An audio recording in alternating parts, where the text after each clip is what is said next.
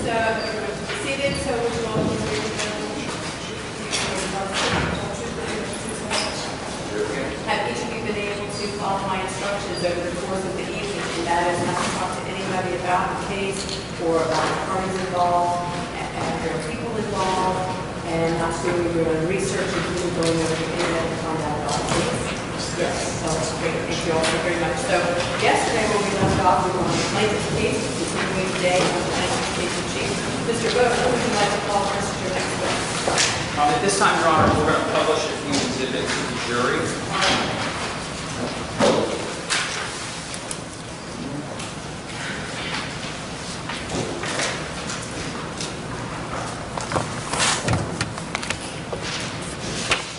And near the end of the day yesterday, we had introduced into evidence several articles written by the defendant's websites, which were P70, P73, P50, and P67. We're also going to introduce P38 at this time, and we'd like to publish portions of those articles to the jury. So did you admit into evidence 70, 73? 50 and 67. Have they already been admitted? Yes, Your Honor. Oh, okay. So the only one in today is P38 and 30. Yes. Any objection? Mr. Davis?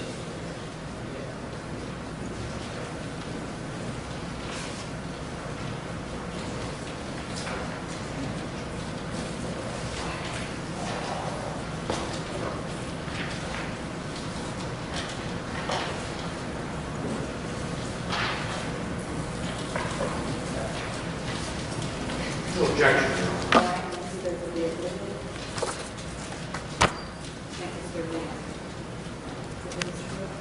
Thank you, Your Honor. The first article is an article written on Jezebel entitled "Tumblr Refuses to Take Down Illegal Public Restroom Photos." And in this article, which references photos that were taken from a hidden camera in a public restroom and were subsequently posted to a porn site, the article references that the photos still remain searchable on Tumblr, and the question is posed to Tumblr, who refuses to take down the photos. What gives? How about taking down the photos, because they're clearly a violation of people's privacy? The next article, which is an article written by Max Reed, which is dated August 8th of 2012, Mr. Reed being the author also of the Cape Middleton Post, entitled "Ladies, 8,000 Creeps on Reddit Are Sharing the Nude Photos You Posted to Photobucket." And in this instance, they reference that the photographs were mistakenly made public, and Mr. Reed writes that don't share or steal people's private things may be an anathema to the internet, but it asks people to be decent rather than paranoid. And people who blame them blame victims and excuses the behavior of thieves and creeps. They did something, referring to the women as dumb, but it's the other people who did something wrong. The next article is entitled "That Type of Girl Deserves It," in which it states that every young woman I know was violated when nude pictures of Jennifer Lawrence and other successful women were posted on the internet for public consumption against their will, and that this has nothing to do with celebrity. This is a Gawker post that is dated September 27th of 2014. That's Exhibit 50. The next article, "At last, this revenge porn kingpin has been stopped." This is a post on Gizmodo from January 29th of 2015 regarding a site on which the man that was the subject of the article was running a revenge porn racket called "Is Anybody Down?", where nude photos of people which were posted without their consent were characterized as being sick and wrong. And then finally, this is a Gawker article about the same website and gentleman, in which they refer to him as the internet's sleaziest pornographer, who eventually took this down. This article was dated April 19th of 2012. And they referred to the site that this gentleman was running as being a place for internet degenerates to anonymously submit nude pics of people they wanted to publicly humiliate, and recognized that this caused untold distress to the exposed. I just wanted to be clear, the whole article for each of those will be submitted. Yes. And then at this time, Your Honor, we're going to play a brief clip from the deposition of Mr. Valerio, and then we're going to publish to the jury some emails related to that testimony. These emails themselves will not be introduced into evidence, but we are going to read from those for the jury's benefit today. This is one of the prior depositions that we've already seen from Mr. Valerio. Yes, Your Honor, this is the 2013 deposition. All right, so ladies and gentlemen of the jury, please consider this a video deposition as you will of Mr. Valerio. Can you just summarize for me this incident as you recall? Yeah, this was a story that was a video of a girl elsewhere prior to us actually posting the link. So we actually didn't have possession of this video by ourselves. It was from another site. And subsequently, the interactions I had with both the person involved in the tape and Gabby. Before posting this video, did you determine whether the sex depicted was consensual? As far as I knew, it was consensual. Okay. Did you make any efforts to determine whether that was true or not before you posted it? I don't know how I would make those determinations, actually. Did you contact the site where the video had been previously posted? No, I did not.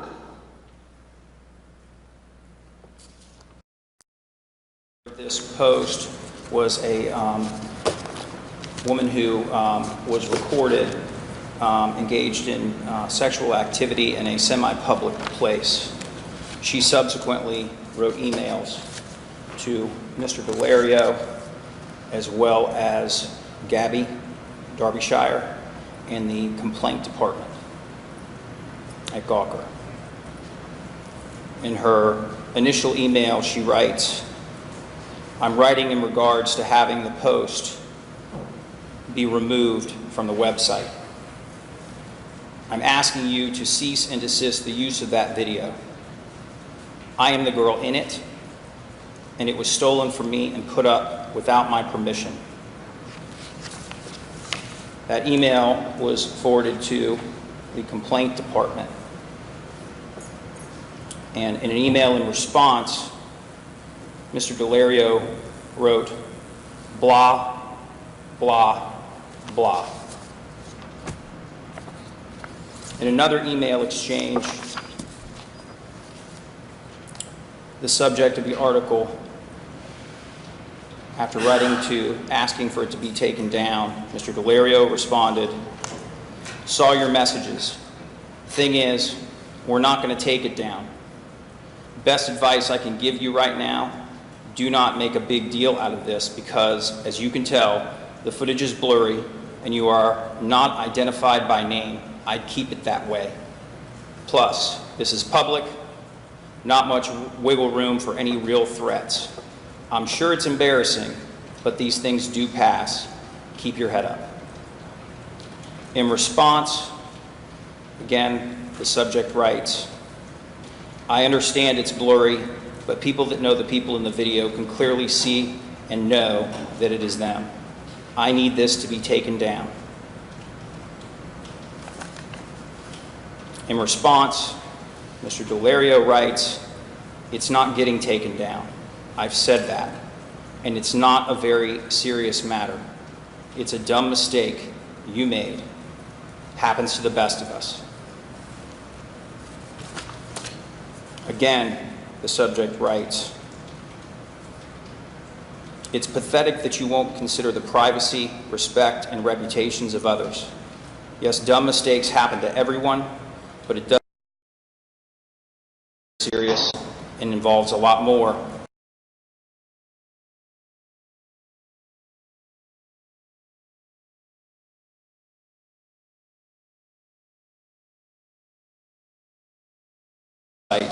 Because things like this can spiral out of control."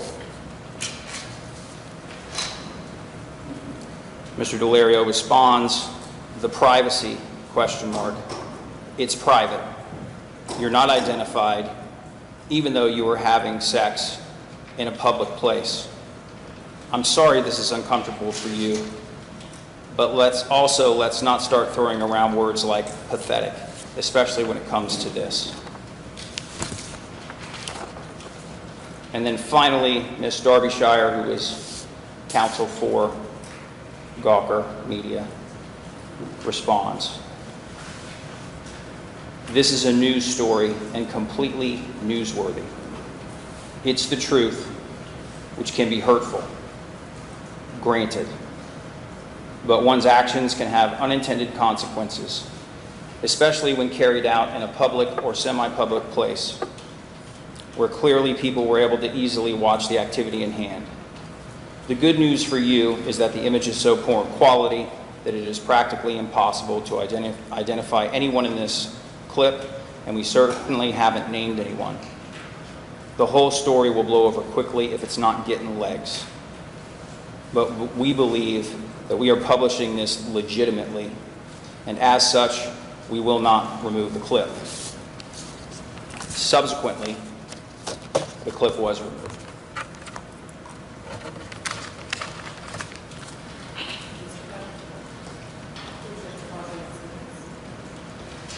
Pardon me, Your Honor? Who would you like to call for your next witness? Shanti Schumer. Shanti.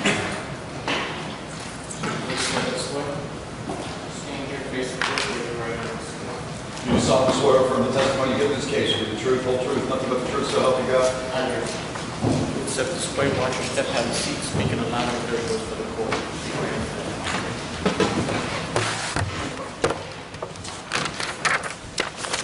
Thank you. Good morning. Good morning. Can you please introduce yourself? My name is Shanti Shah, Where are you from? Southern Oregon. And what do you do for a living? I do digital marketing and information architecture. Can you tell the jury, please, what information architecture is? Information architecture is essentially the building blocks of a website. It comes from all the way from the servers all the way up through all of the development languages to what you see on the front end of that website. And what is digital marketing? Digital marketing encompasses everything from search engine optimization to paid search, affiliate marketing, pretty much the whole gambit of the type of marketing that you would see, social media marketing and so on. Who do you work for? Currently I work for Vision Interactive. And what type of company is that? They are a digital marketing consulting company. And what do you do for them?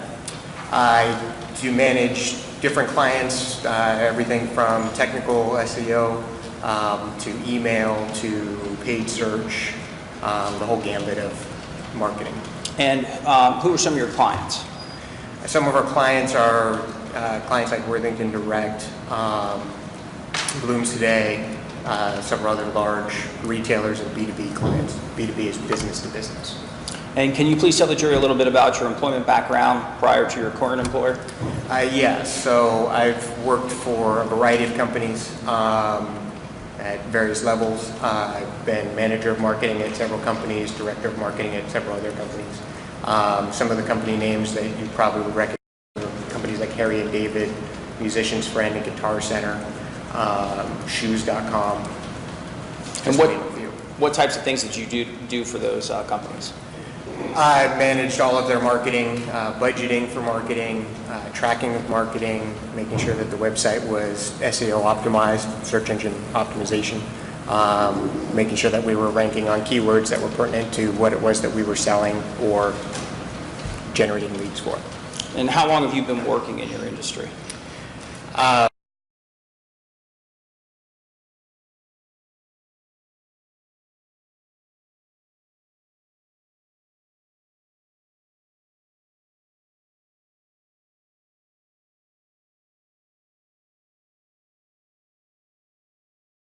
I then went into working in the marketing industry. And where'd you go to college? University of the Pacific in Stockton, California. And you were retained by Mr. Belay in this case, is that correct? I was. And what were you asked to do? I was asked to evaluate view counters and make sure that they were, accurate, how they were presented, how they were notated in the code base for those videos, to make sure that they were presenting how they were presenting that and that information would have been true. And can you please tell the jury what a view counter is? A video view counter essentially counts the number of views of that video. So how often that video has been watched or that page with that video has been interacted with. And what view counters did you review in this case? Several view counters. YouTube reviewed different YouTube counters or different videos on YouTube. I also reviewed several other websites where the Valerio video was shared. Some of those were sites like crazyshit.com, deviant images or deviantvideos.com or deviantclips.com, Mr. Popat, and several others that the video was shared on. Did you actually review the live web pages for each one of those sites? No, at the time there had already been a cease and desist in place, so the actual pages that had included those videos were not available to me. I was provided screenshots of the original posts that were taken prior to the cease and desist. And in reviewing those screenshots for the pages we're going to go through today, was there anything on those screenshots that indicated that the pages themselves were inaccurate in any way? No, and actually each screenshot that was provided to me had a time and date stamp at the top of it of when it was exactly captured. I didn't see anything that would imply that they had been tampered with at all. Okay. Let's talk about YouTube first. John, can you pull up the first page of 161? Zoom in on that, please. Is this a chart that you prepared? I did. This chart I prepared from the different screenshots that I've been provided. Just essentially tags the username of the person who had shared the video on YouTube and the number of video views that the view counters had showed at the time of that screenshot capture. And John, if you could go to 161.3.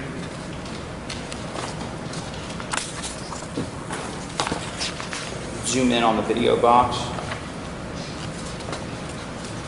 Okay. Can you please tell the jury what this is? This is one of the screen captures that I was sent of the video shared on YouTube. Can you repeat that? This is one of the screenshot captures that I was shared with me of one of the videos from YouTube. Okay. And where is the view counter on here? It's in that bottom right corner of the screen there, the 18,463 number. And with respect to the YouTube sites in particular that are listed, the YouTube pages that are listed in the chart that we looked at on the first page, how did you go about validating the view counters for YouTube? Well, it was interesting because first I had to isolate the time frame of when the video was posted. YouTube, being one of the largest video companies out there, had several different iterations of how they counted videos. At the time, they had already been using a different one, so I had to look back, do research in terms of the exact time frame of the video sharing, and then do research specifically to how they were counting those videos at that time. John, can you pull up 238? You said you did research about the time frame shown. Does this slide represent the research that you did? Yes, this is a screenshot of Google Trends, which is publicly accessible by anybody. What I did was I started with the Hulk Hogan name, and then also had a variety of other terms, as you can see in the red box there that I highlighted. So Hulk Hogan sex tape, Hulk Hogan sex tape, and video, in order to isolate exactly when that video was released, so that I was making sure I was looking at the counting methodology for YouTube at that exact time. And then did you subsequently do research into the counting methodology for YouTube at that time? I did. I reviewed several articles in regards to the methodologies of what YouTube had published in terms of how they were counting videos at this time. At this time, they had moved to what was called a batch count process.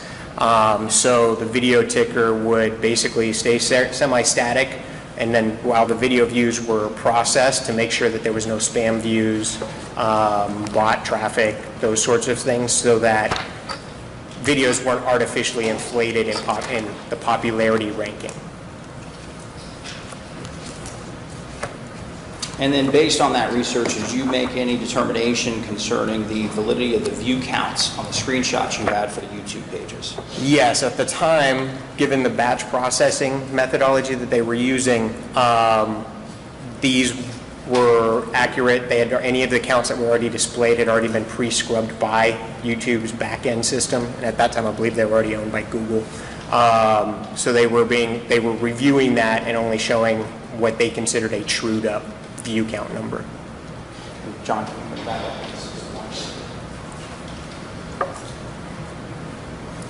And so if we look at the chart that's in Exhibit 161 that you prepared, in your opinion, does this chart accurately reflect the number of views of the Hogan sex tape on YouTube?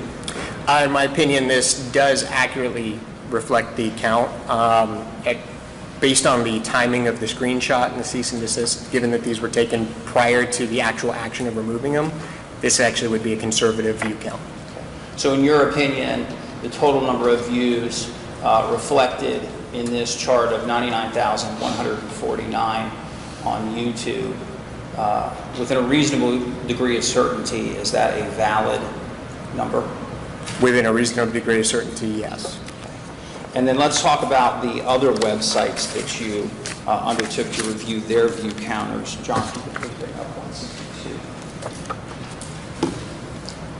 162? Is this another chart that you prepared in connection with your work in this case? I did. So as I mentioned earlier, I was provided a bunch of different screenshots. I separated out YouTube, just given the much more information that was available on those, as well as the fact that they were all through the same website. Using the same methodology. These were all of the ones outside of the YouTube sphere. And again, these were numbers pulled directly from the screenshots provided to me and then summed up in this. And was there anything in the screenshots that were provided to you for these sites that indicated that those screenshots themselves were inaccurate in any way? No. And then how did you go about validating the view counters on these websites? These websites did not have a lot of published information in regards to their counting methodology. So what I did was I actually went to their current version of these websites, went to typically the most unoffensive video I could find on these sites, and then basically looked at the source code to understand how they were tagging this, looking at the web page, how they were presenting it to users, just to get an understanding of exactly how they were providing that information. And can you explain to the jury what source code is? So source code is essentially the HTML layer with some other scripts like JavaScript and a few other different programming languages that makes it so it's presentable in that front end view, which you can see when you go to that website. Essentially, that source code is the back-end code or the transparent code that you can see behind there. Essentially, you can access it via almost any browser just by simply right-clicking and looking at a view source. John, can you bring that back?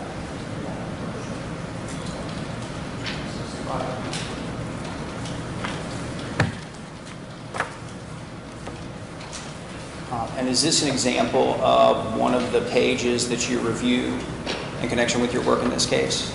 Yes, I tried to show the simple methodology of exactly how I looked at this. So in this case, right where you can see the copy box, you can see that I had highlighted the little views section. By doing that, I was able to isolate and look just at the specific code of that for the sake of the screenshot.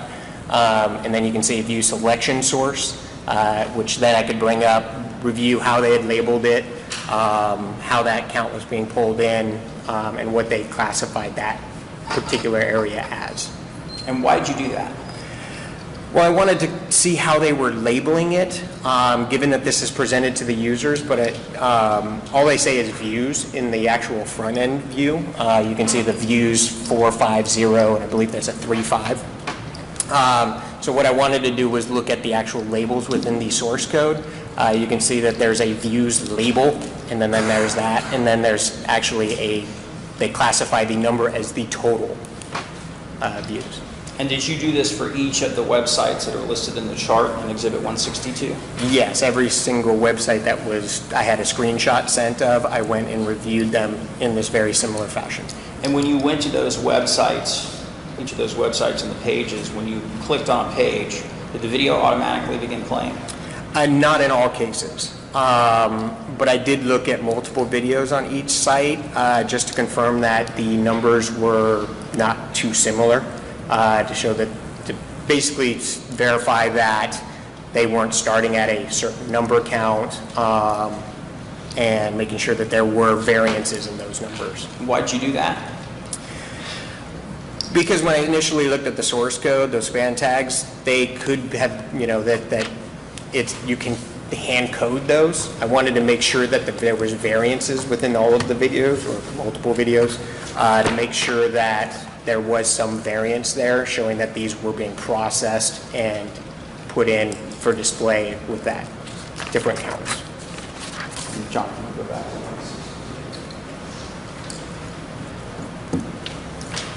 This again is the chart that you prepared in Exhibit 162. Is that correct? Yes. And does this chart accurately reflect the total number of views of the Hogan sex tape that was depicted in the materials that you reviewed on websites other than YouTube? Yes. Again, this would have been sometime prior to these websites removing the clip due to the cease and desist, so this number would have again been a conservative view number. And the total there is 4,452,266, is that correct? That was the exact sum of the actual views shown in the screen captures that I was sent. And in your opinion, is that an accurate depiction of the total number of views of the Hogan sex tape on these websites? In my opinion, it was, based on those screenshots. And in your opinion, within a reasonable degree of certainty, were the view counters on the websites that you reviewed other than YouTube valid? Yes, they were. One moment, Your Honor.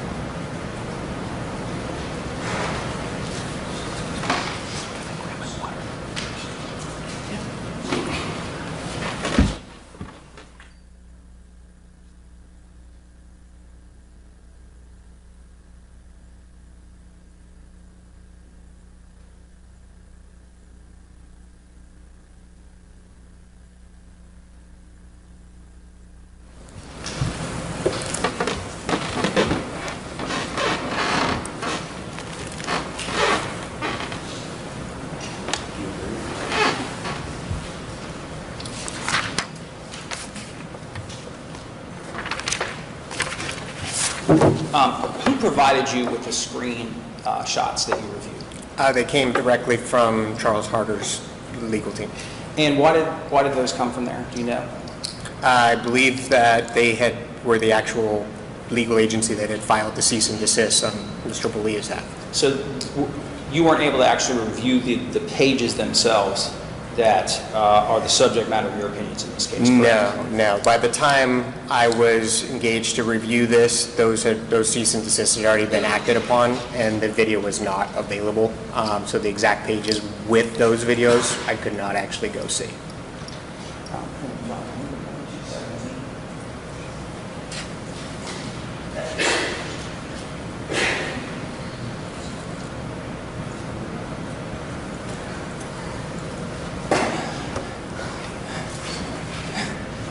This is, and just to be clear, the view counts that you determined were websites other than Gawker, where the Hogan sex tape was displayed, correct? Yes, I did not do any review of Gawker specific information. Okay.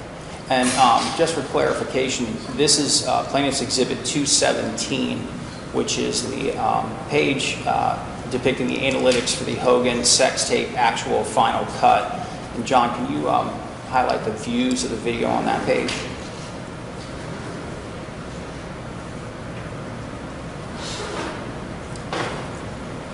All right. Do you see the total views there of 2,505,826?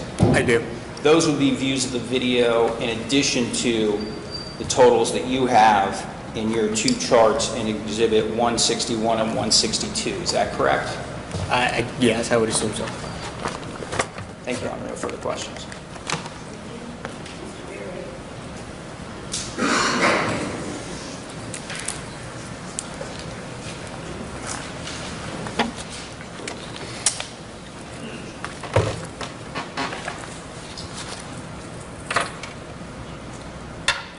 Just give me one moment.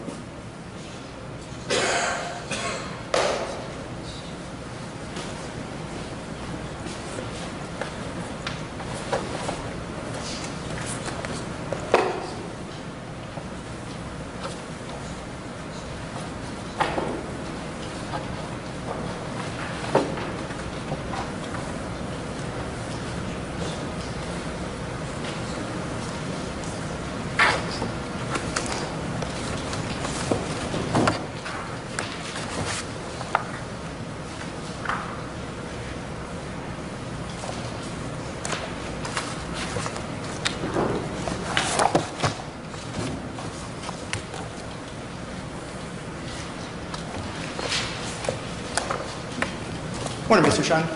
Morning, Mr. Berry. How you doing? I'm doing well, and yourself? Doing very well, thank you. Before we get going, I'm going to give you the same things that I gave there to Mr. Vogt, and so we can hopefully speed this along as we go. Sounds great.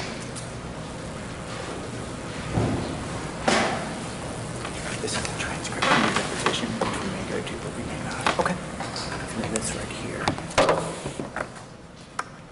This defendant's from 96 and 97. Okay. So, Okay, perfect. Thank you.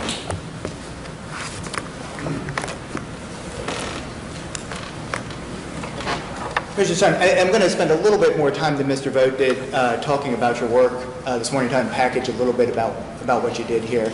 But first, I just wanted to talk to you for a moment about your experience. You went through some of that earlier. Just like to talk a little bit more about that now. You have experience working with a website that sells flowers, right? Yes, I worked with Teleflora.com, where I managed their eFloors program. Right. And you also have experience working with websites that sell clothing and shoes, right? You mentioned shoes.com. Mm-hmm. You also have experience working with websites that sell guitars and other musical instruments, right? Yes, Musician's Friend, Guitar Center, that large grouping of websites, there were several of them, is one of the largest retailers of musical instruments in the world. And you had mentioned Harry and David. That's the website that sells food and gift baskets? Yes, they're most well known for their pears. And they were based, or I guess they still are, like out in Oregon, where you're from? Yes, they are based in Medford, Oregon. Currently, they are now owned by 800 Flowers, I believe. But where I live, they're within 5 minutes. You can actually go and see these massive pear groves. So you've never actually been employed by a company that sells video content, have you? Can you clarify? That actually sells video content. Well, Musician's Friend has a website called Harmony Central, which is a very large musicians community.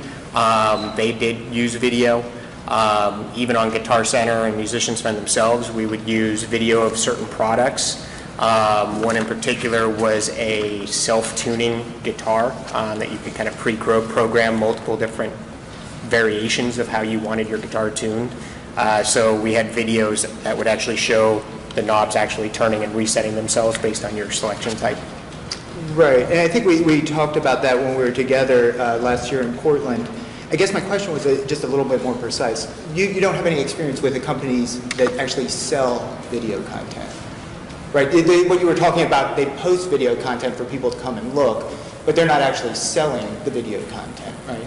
No, we did not sell the video content, but I did make sure that it was tracked and that we were actually making sure that we had visibility to the number of views, how many people interacted with them, exactly. Through the different analytics systems that we used at those different companies. But just to clarify, they didn't sell the content, right? They weren't asking people to buy it to go and look later. People could go look at it for free. It wasn't a subscription website where you had to pay money and then you see the video, right? No, not at all. And you've never worked for a company that tries to get people to come to its website solely to watch videos, right? Well, Harmony Central was a community website, so we did drive traffic to that website for the sake of getting that content digested by users. Right, and as I understood what you had told me when we were together a while back, that website had all sorts of stuff. It wasn't just video, right? There was message boards, articles, all sorts of things. It wasn't solely driven by video, correct? No, video was not the core purpose of the website. It was a community of musicians, allowing musicians to interact with each other, talk about new products, basically generate buzz, and then we had advertisers that would advertise on that website, like Gibson guitars, Fender guitars, etc. But again, the principal purpose of the website wasn't the video, right? No, video was just part of some of the content that it was shared on that site. And you've never worked for a company in the pornography industry, have you? No, I haven't. You've never done any work with celebrity sex tapes before, have you? Other than this, no. Right. Before actually being retained as an expert, I think you had told me before, you'd never even run a Google search for celebrity sex tapes, right? No, it's not something I've searched for. Mr. Chung, you're getting paid $550 an hour to testify here today, aren't you? While on the stand, yes. And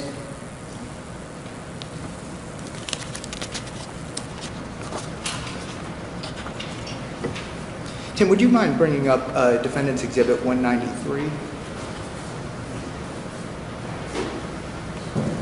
Mr. Shun, are you familiar with this document? Yes, this is a screen capture of my LinkedIn profile. And so you wrote the information that's on that LinkedIn profile there? Yes. And looking at this at the time, I was actually doing independent consulting. Right, and that when we had gotten together last year. That's exactly, in Portland. If you could turn to page 2, there's a section there, and I think this is what you're talking about up at the top. It says e-commerce marketing and technology consultant. Yes. The last bullet in that section says that you're a legal expert for cases related to online technology or marketing. Do you see that? Yes. You wrote that sentence, didn't you? I did. At the time you wrote that, you'd only been retained as an expert in one case, right? Actually, this case. And Right. that's why it doesn't specify any specific cases.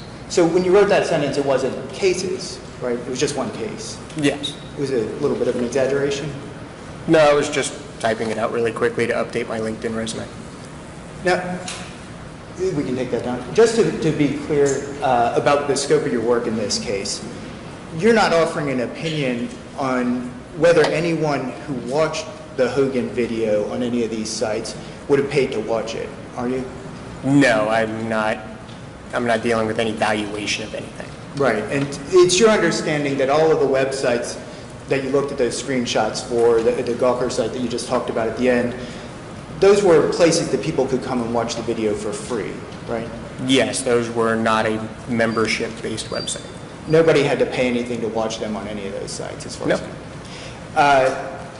and you don't know, you're not offering an opinion about whether any of those people who viewed the video on those sites would have actually paid anything, right? No, I would not know that without actually talking to users.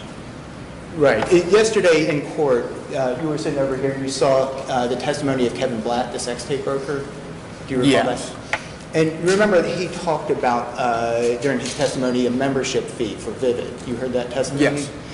Now, you don't have any factual basis to believe that the people, the 4.4 million people on the website, who you say watch the video, would pay any of those fees to watch it, right? You're not offering an opinion about that, are you? No, based on the amount of search traffic that happened at that time, I can only assume that some percentage would, based on just general user conversion rates for things like that. Right, some percentage, but it'd be pure speculation to say that that number of people would have paid, right? That would be a true statement.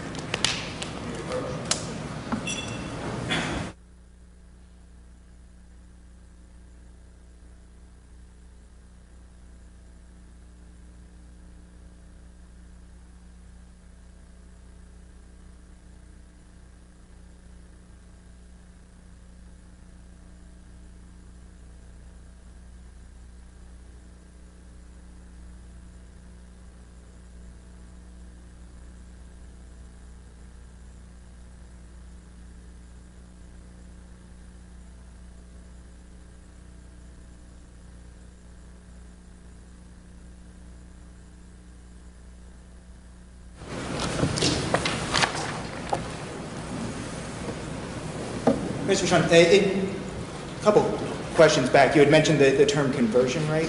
Yes. The conversion rate is something that's used in the e-commerce industry to reflect how many people go to a website and then actually buy a product, right?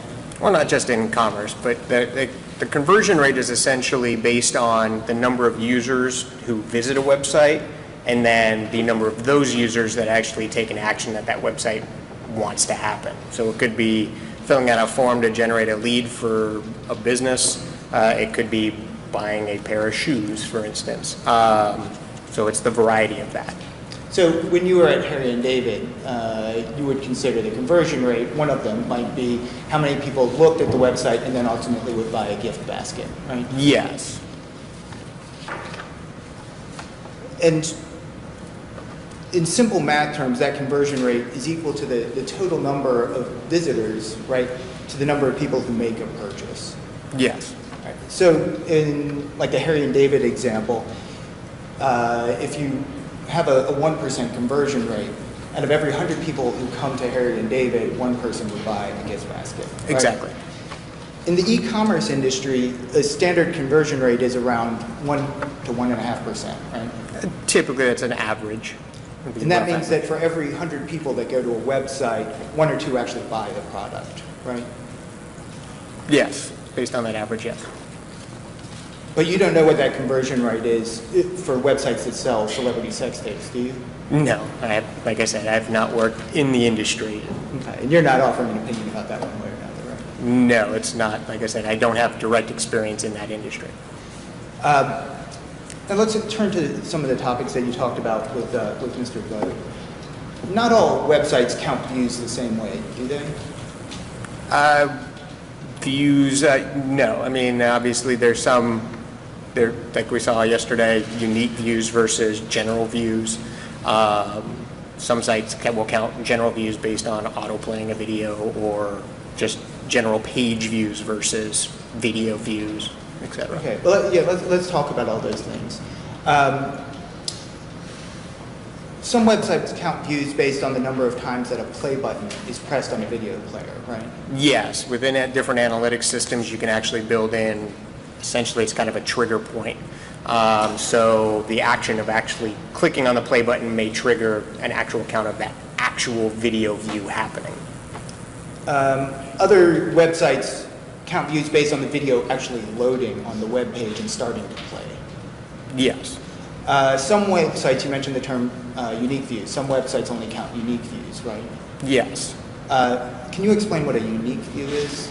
A unique view is based on typically a user's IP address and within a differing time frame. So some sites may look at a unique view based on a 24-hour period. Some may look at it on a 30-day period. Some may even look at it in a 90-day period. And so that IP address is a unique number that identifies a computer or another device when it logs onto the internet, right? Yes. So I think YouTube is actually one that you had told me that uses unique views, right? YouTube does, to be able to true that view count up for their advertisers. They want to be able to track that to make sure that they're providing honest numbers back to those advertisers based on the number of impression views and the videos that they were shown against. All right, so if I went to YouTube and watched a video, any of these that were posted or the cat videos, if I watched that 5 times from my home computer, that counts as one view for YouTube, right? Yes, so your 5 views of the cat video, for instance, would just be one unique view during that time period. So if I then went to my office and watched on a different computer with a different IP address, that would be 2 unique views, correct? That would be 2 unique views, but if you had, let's say, somebody was standing behind you watching it also, we would not be able to tell that how many people were actually looking at that screen as well. Right, but I've watched it twice myself. It's counted as 2 unique views. Yes, because you accessed it via 2 different IP addresses. And then if I pulled up YouTube on my iPhone and watched it there, that would be a 3rd unique view, even though I'm still one person. Yes, and you really like that cat video. Now, some websites you had mentioned the word total views. What is total views about? Well, for each company, it's going to be a different thing based on their algorithm for tracking that. So total views, depending on how that company is tracking that, total views may be just unique views. So YouTube, for instance, only presents a unique view count, whereas some sites will present a total views count in more of the holistic sense of the word total, where any time that video has played or been activated, that would count. So just contrasting it with what we were talking about before with unique views, for total views, if somebody watches multiple times from the same computer, that would count as a new view each time, right? Yes. So just to put it in concrete terms, if I watch that same cat video from my home computer 5 times, that would be 5 total views, right? That would be 5 just general views of that video. Right, and so if somebody counts as total views, my watching it 5 times on my home computer would count as 5 views, right? Yes. And then some sites, I think you had mentioned, count page views, right?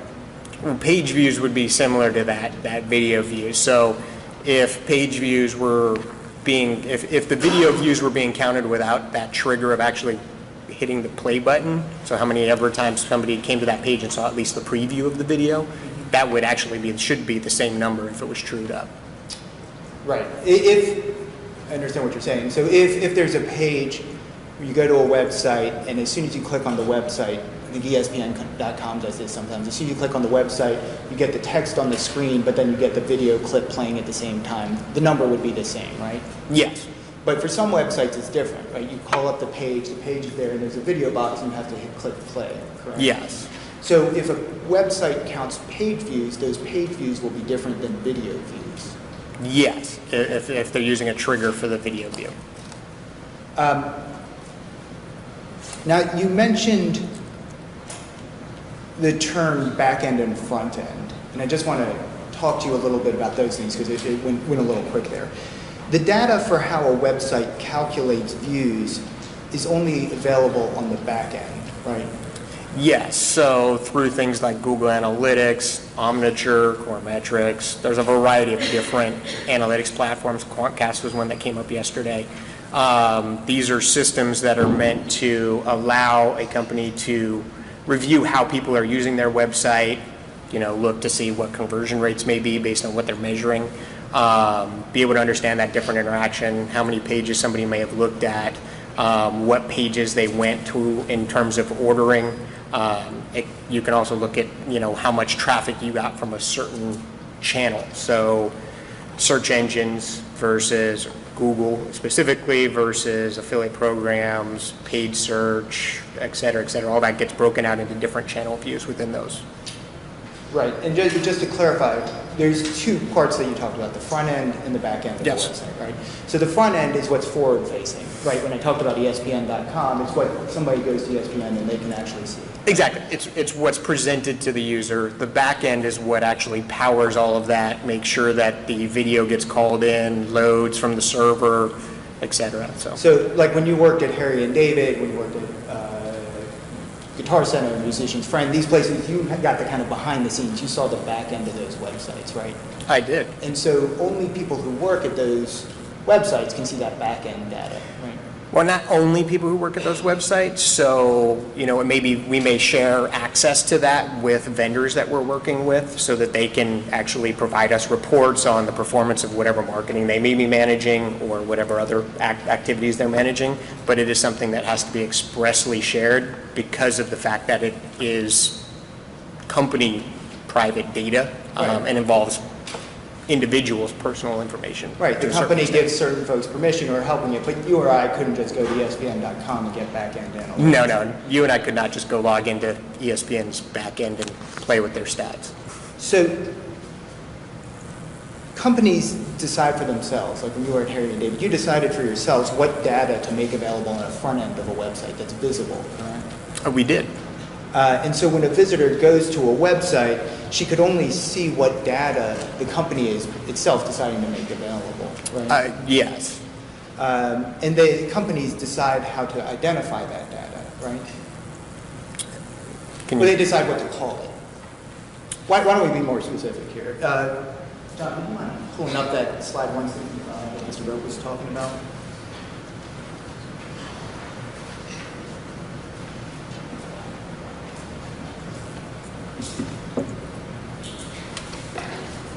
Okay, so if you could just zoom in on that.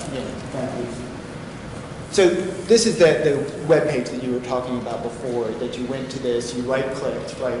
Mm-hmm. This is all available on the front end, right? Anybody could go and right-click. Yes, anybody can go to the web page that's presented to you, right-click, and at least see essentially what's referred to as the source code or the HTML code. Okay, and that's what you were explaining to Mr. Vogt, that you right-click, you get this little menu. Those of us who are knowledgeable about computers would never do this, but there's a view selection source. You click on that and you get this little box that's up on the left. Right? Yeah, so there's two different ways. So you can highlight something, right-click on that, and view selection source, which means you just look at the source code for that element of that page. Or if you don't highlight anything and you just do a right-click, as long as it's not on an image, you then can actually view the entire source code for that page. Okay, so let's just look at the source code for this to explain exactly what we're talking about here. Over here, this is the box with that source code that you were talking about, right? Yes. And this first part over here, if I remember a discussion last year about this, you explained to me that you didn't, just to clarify, you didn't go to the page that had the Hogan video on it, right? This is a different page. No, yes. Again, that video had already been removed by the time I was able to look at this. This part of the thing here, where it says span class total 45035 views, right? Mm-hmm. So that span class is telling you where on the page this appears, right? Essentially, that is the HTML code wrapper for this, with the labeling of what that class is specific to. And so span class views label views, that's just saying that on the website, it's where you see views, right? That's what the word is. It's showing you that's what we're calling this as views. So yeah, so between the greater than and less than, where you can see what's called the closing span tag, mm-hmm. and then the open span tag, that views with the capital V, that is the actual what gets displayed to the user, whereas the class equals the labeling of that element. Right, and then this number 45035, you were explaining that's the view number that shows up on the website, right? Yes. You don't know where that number comes from, do you? Not, well, there's nothing on here that says, right? No, I mean, it's basically showing that that's the total based on the class label, and then that's being displayed down underneath that video in that corner quadrant if you showed this larger screenshot. Essentially labeling that as the total views. Right, so going back to our discussion a minute ago, you don't know if that's unique views, do you? No. And you don't know if that's total views, do you? I do not. You don't know if that's views relating to the video on the page, do you? No, I just know that this is how this company was presenting their views for both their users and accessible to their advertisers. Right, and you don't know if that number right there was typed in by the same person who typed all these words in there, do you? No, but that was why I did look at multiple videos to make sure that they weren't the same numbers over and over again. Right, but you don't know on each of those different videos whether somebody typed in those numbers each time they programmed that page, do you? No. Right, to understand all that information, you had to have access to the back-end analytics, right? Yeah, so if I had access to the back-end analytics, I would have been able to isolate this page, for instance, look at a lot more stats on this page, like total load time, how long people were on that page. I believe there was a slide yesterday that kind of showed some of that information. And I'd be able to look at, again, just a lot more information about the users, where they came from, whether they came from an internal page and found that page, much like I did, went to the home page, tried to find a less offensive video, and clicked through that way. But just to kind of put some focus on it, you did not have access to any of that information for any of these websites, did you? No, these websites would have had to expressly give me user permission to look at that information. Right, so all you had was what was publicly available on the front end, right? Exactly. And you don't know for any of these websites what the numbers themselves meant, how views were counted, correct? Just based on the implied, how they implied that on their website, based on how they were presenting it to their users, I assume there's some trust factor in that number. But you have no idea one way or another, right? No, not without that back-end access. I'd like to talk to you a little bit more about something that Mr. Vogt said and kind of get into the guts of your conclusion here. And as I do, I just wanted to go through a couple more steps that you went through in coming to that conclusion. I think you talked to Mr. Vogt and had said to him that the Hogan video was removed from all these websites by the time you were retained. You were retained in 2015, right? Yes. And the video was long gone by then. The video was long gone by then. So your conclusion about these numbers of views that you went over was just based on screenshots, PDFs, printouts of those web pages, right? That were provided to me, yes. And those were given to you by Mr. Harder's firm, right? Yes. And the number of views that you talked about in that table, which we'll go through in a moment, those were just numbers straight from the screenshots, right? That's all you could look at. Yeah, those tables that I built essentially were summing up, so these tables were essentially summing up the screenshots that I had broken out by YouTube versus others. Right, but all you did was look at the screenshots themselves, right? That's what the number was based on, that piece of paper or PDF file. Exactly.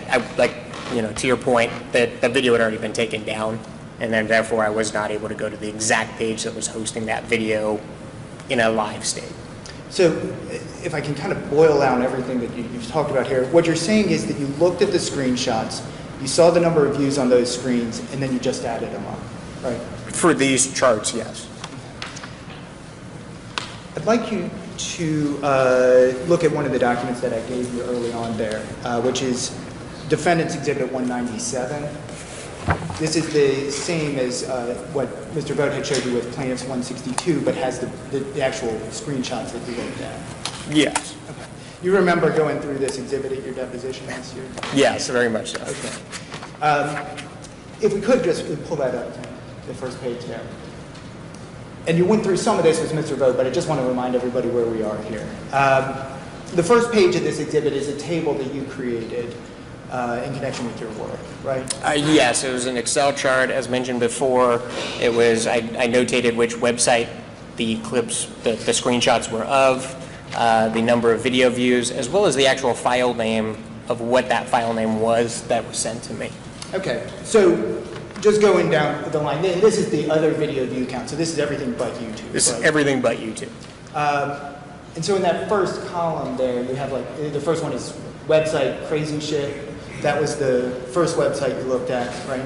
Yes, that was one of the screenshots. It just happened to be the first one in here. And the next column says video views, 43,719. Mm-hmm. And that's how many views there were on that screenshot. On that screenshot. And then the last one is the file name of the website, the crazy shit JPEG, which is just the form that the screenshot came to you in. Right? Exactly. So that one was a raw JPEG versus some of the others were PDFs. Okay. Did Mr. Harder's firm label all these JPEGs for you? These actually were the exact file names that were sent to me. Okay. So this exhibit includes data on each of the 23 different screenshots you looked at, right? Yes. I'm not going to go through all of them. Okay.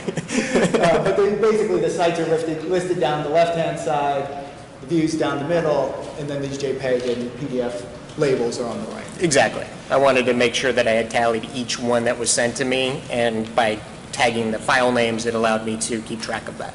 And you don't have any first-hand experience working with any of these websites, do you?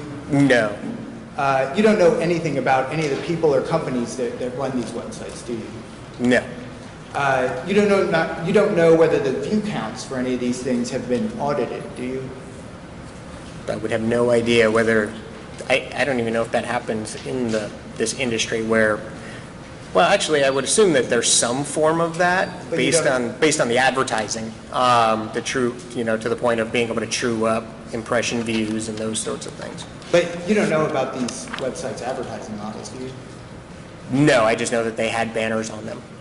Right, but I think you told me at your deposition, most of these advertisers on the websites are not the kind of content you'd seek out, right? No, they were very specific to the type of content that these websites shared, so, yeah. And so you don't know one way or another, going back to my original question, whether these numbers were ever audited, do you? No. So some of the websites in this table are listed more than once, right? For example, right at the top there, Daily Motion is a website. It's listed 5 times. You see that? Yes.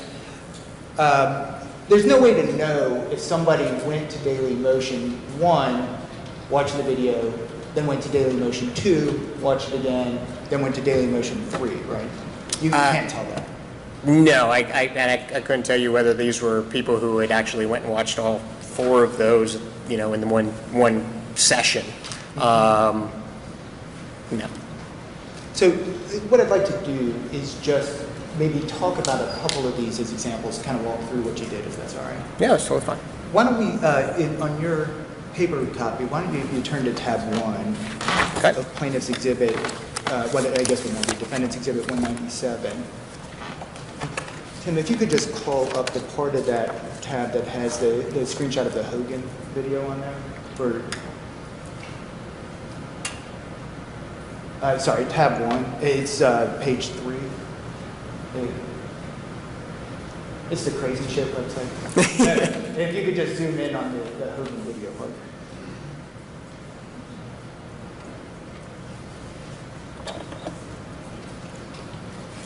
As soon as we can. Right. Yes, that's a much cleaner view. Okay, so this more or less looks exactly like what you're looking at on the paper copy, right? Yes, this is a printout of the exact screenshot of that. And this is the screenshot from this website that you reviewed in connection with the work on this case. Yes.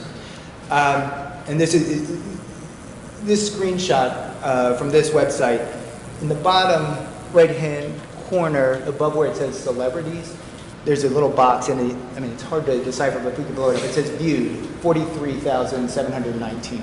Yes. You see that? You don't know where the actual number 43,719 came from, do you? No, just how they're implying that it's the number of times the video is viewed. It's just based on the It's based on the verbiage, so there's the visible label of viewed. It's associated to the video. Right. But again, you didn't have the back-end analytics to the Crazy Shit website, did you? No, I did not have access to Crazy Shit's analytics. And you didn't look at the source code for this particular web page, did you? For this exact web page, again, it had already been removed. Right. So you don't know if the source code had changed between 2012 and 2015, do you?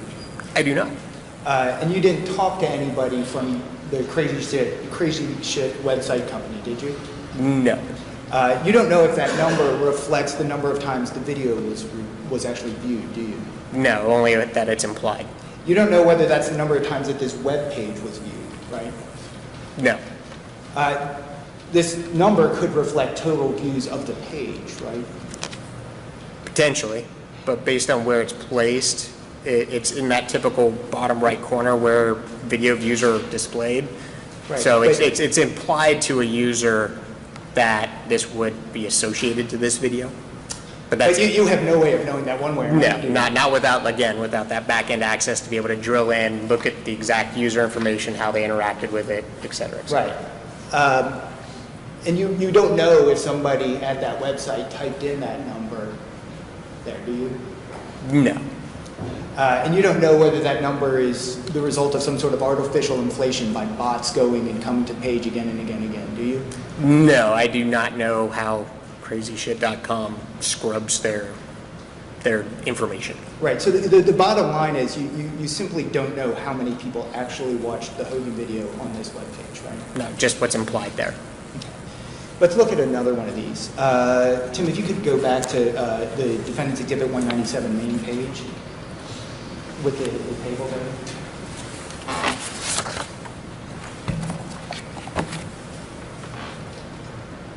All right, I'd like to just direct your attention, Mr. Shum, to the next to last line, the World Star Hip Hop.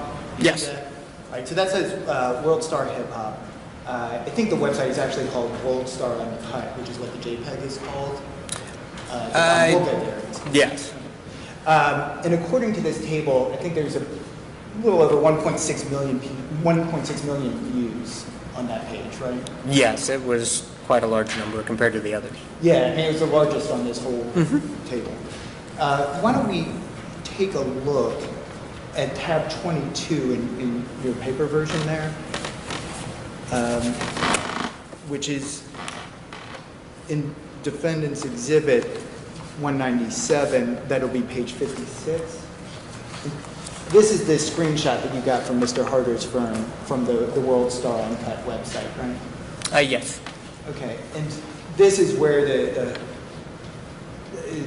what you looked at in coming up with that 1.6 million number? Yes, you can see the hits 1.6 million.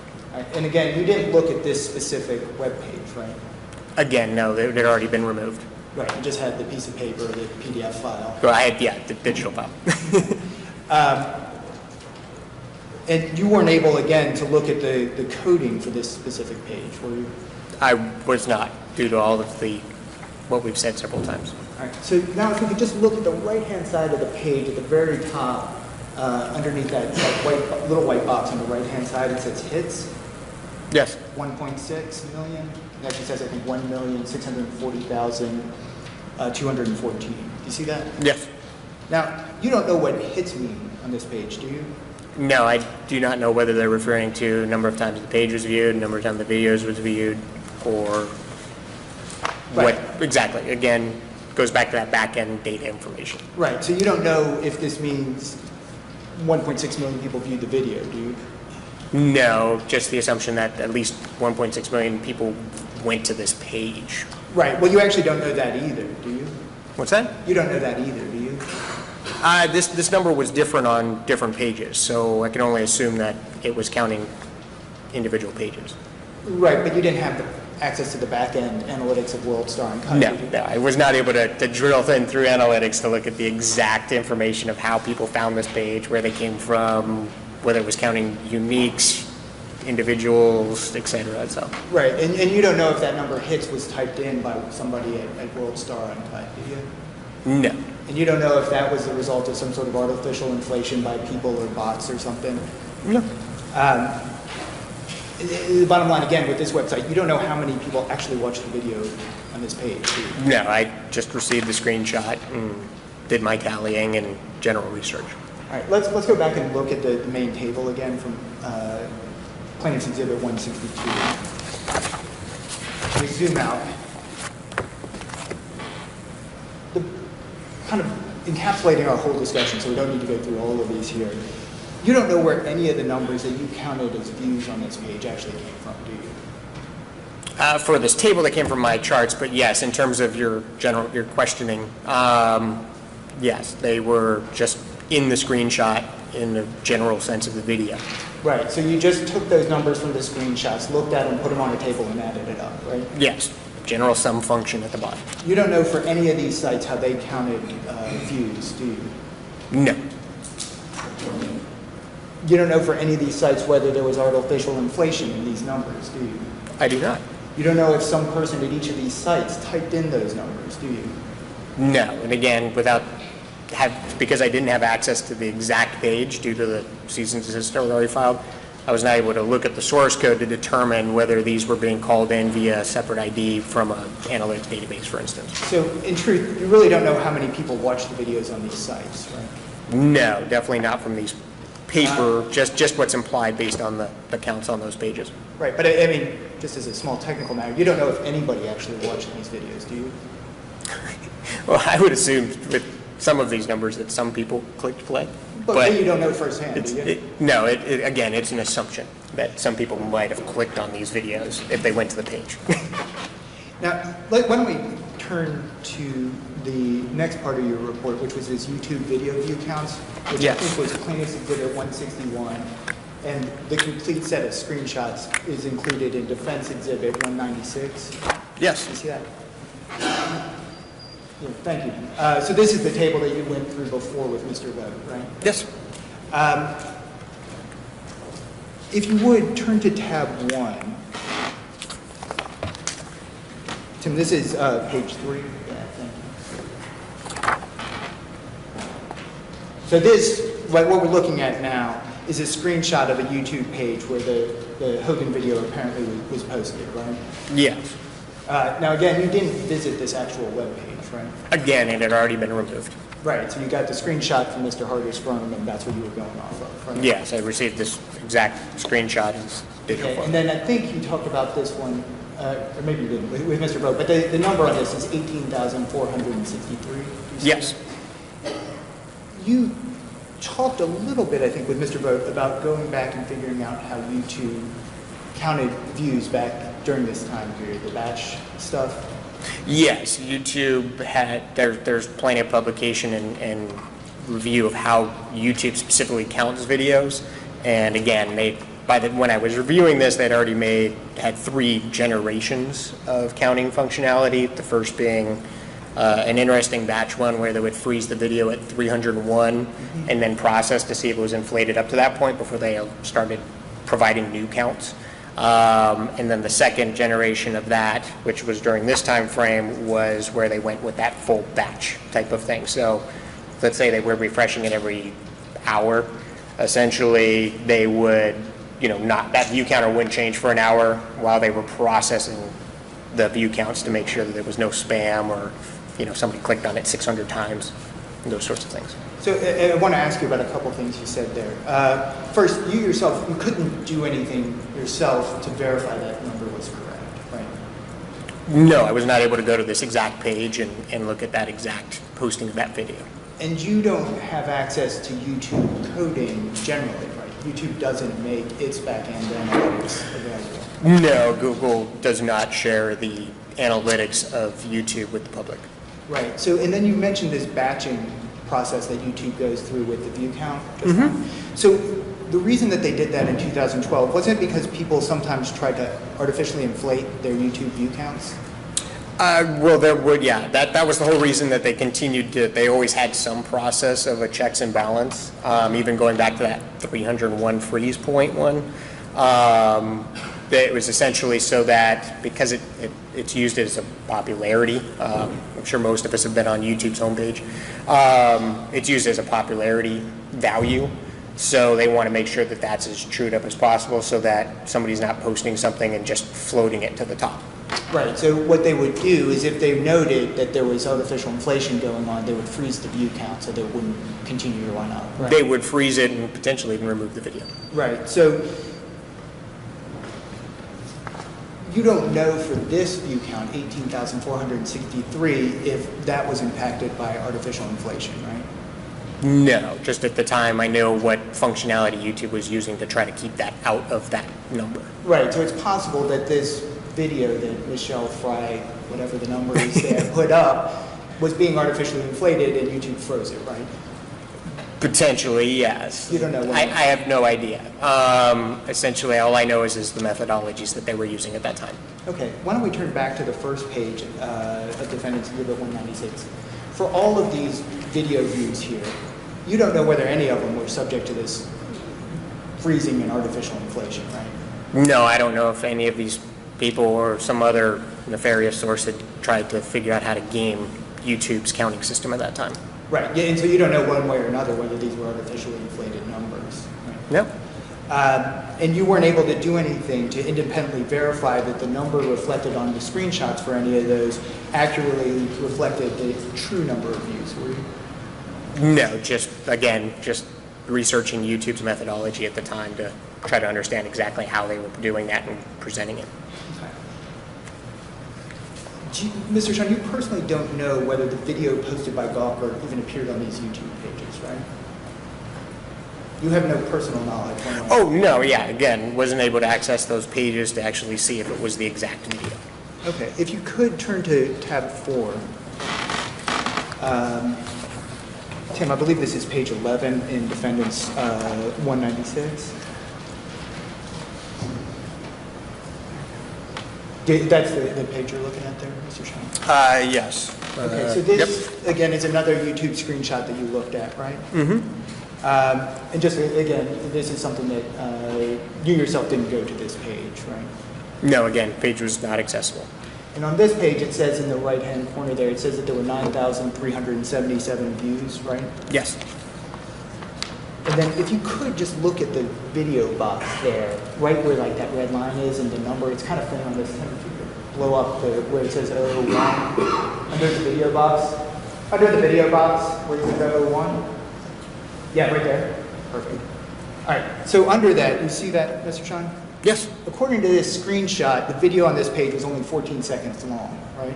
Yeah, and the user actually has a comment that says that they only posted part of the video. Exactly. So this wasn't a full copy of what Gawker posted, right? No, but in the, I believe you brought it up in my deposition as well.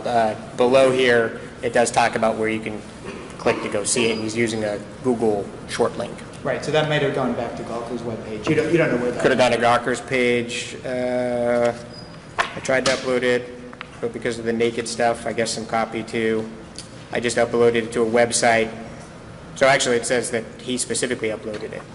Right, it may have been at one of those other websites where we were looking. It could have been. It could have been World Star or many of those. But for each of these things that you looked at, in this document, Defendant's 196, and the other document, you just have no idea what portions of the Hogan video, if any, were posted, right? No, again, I was not able to actually look at these exact pages.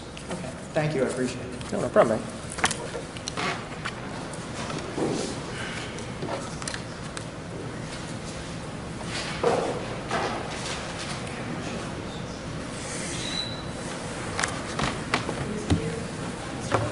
Thank you, Your Honor. May I approach the witness?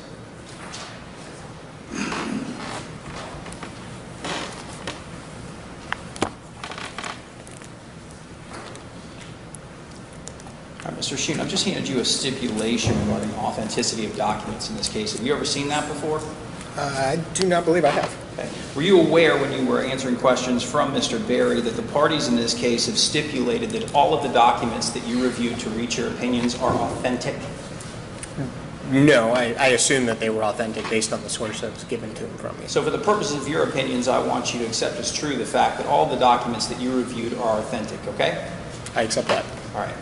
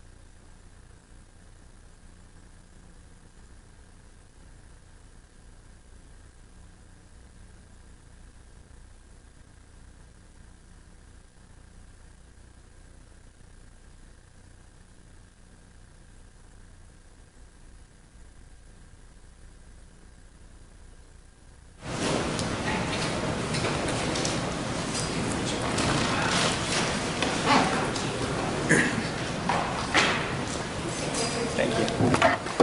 Okay, so for the purposes of your opinions today, I just want you to assume that all these documents are authentic, okay? Yes, sir. All right. And I'm just going to go through a couple of the issues that Mr. Berry discussed. One of the things that you talked about with Mr. Berry was the fact that these videos were available on these websites that you looked at in YouTube for free. Is that right? Yes, they were. So people didn't have to pay to watch them? No. On those websites, then, how would those websites make money? Through advertising. And those ads, you've worked with advertisers, obviously, in the course of your experience, correct? Yes, very, very often. How do those advertisers approach things like view counters on those types of websites? They assume that there's some trust factor based on the fact that they're advertising there. As someone who's been more on the advertising side, I look at an audit based on what I've paid for. So if I've bought 10 million impressions, I want to be able to understand that those impressions are as true as possible because I'm spending my company's money to get that advertising. I also will review stats around click-through rates. That's how many people actually clicked on that displayed banner. And then obviously what actions those individuals took on my site to determine whether the traffic is even qualified from an advertising source. And so having worked on the advertising side, what would you have done if you found out that someone had manipulated or artificially inflated a view counter for a video like the ones we looked at? I would assume that my impression count was inflated and that I did not really get the impressions that I had paid for or had been invoiced for, and I might actually dispute the invoice. Would you end up terminating that contract? Most likely, yes. You were asked about the pages you viewed, and I think the example that Mr. Berry used was ESPN, right? And you'll go to ESPN and there'll be a video up with an article. Yes, that was during my deposition, yes. He used that as an example. In this case, all the pages that you reviewed only had video, right? They had all of the pages that I physically reviewed or the PDF? Everything that you reviewed and that you totaled up in your charts, those are just pages that played video, right? They had video advertising typically down the right rail or at the bottom. But no articles? No, not really. So the people that went to the sites that you looked at on YouTube, the only reason they were there was to look at a video, right? Pretty much, yeah. There's not a lot of other content on these websites at all. You were asking questions about total unique views. Do you remember that? Yes. And Mr. Berry asked you about how potentially, you know, if he went and watched the video at work, and then he went and watched the video at home, that view may show up twice, even though it was the same person. You remember that? Yes. Have you been to the movies? Yeah, many times. Been to the theater? Mm-hmm. If you go and you watch a movie at the theater, you have to pay money, right? I do. And then you leave. If you go back the next day to the theater, do they let you in for free? No. Even though you've already seen that movie before? Still got to pay. You got to pay again? Yes, I do. Is that the same with video on demand at your house? Yes, they track it by downloads. It's just the movie theaters actually charge you so they can see how many people actually went to that movie because there's only one screen. So technically it's only one unique view of that movie, but there may be 50 people in the theater. So, and to sort of tie into that you just talked about, just the fact that there's the view is for the computer itself, right? yes. So there could be 10 people standing around a computer in an office watching this video of Mr. Galea naked and having sex, right? Yes. And on the view counter on the website, that only counts as one view. Yeah, exactly. Even though 10 people watched it. Yeah. So it's actually possible that your numbers are actually low for the number of views. Is that right? Yes, for a couple reasons. Because, like I said, these screenshots were captured prior to the cease and desist being active or acted upon. So there would have been views between the capture and when those were removed as well. And Mr. Berry asked you some questions about whether or not you had access to the back-end data for the sites that you looked at. Yes. Is it still your opinion in this case that the view counters that you reviewed and summarized in your tables are valid and accurate? Yes. Even though you didn't have access to that backside data? Yes, based on the fact that they have some accountability to advertisers to make sure that their numbers are true and their users. And that's based on your over 20 years of experience in this industry, is that right? Yes.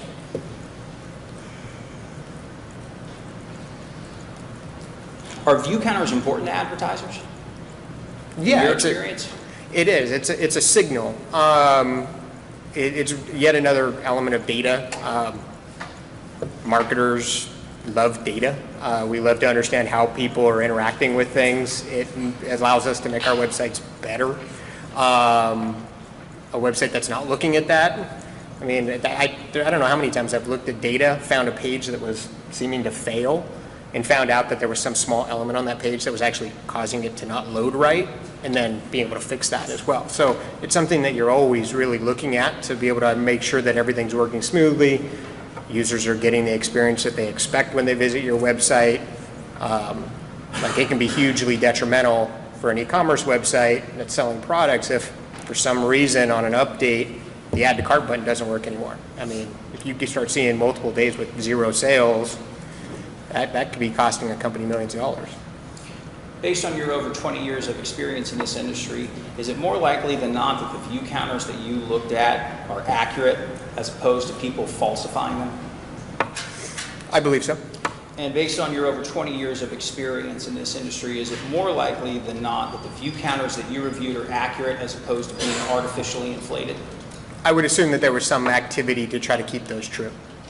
And you're not aware of any conspiracy out there to artificially inflate the number of views of the video of Mr. Galea naked and having sex, are you? No, I don't know about a conspiracy for that. Do any of our jurors have any questions for you?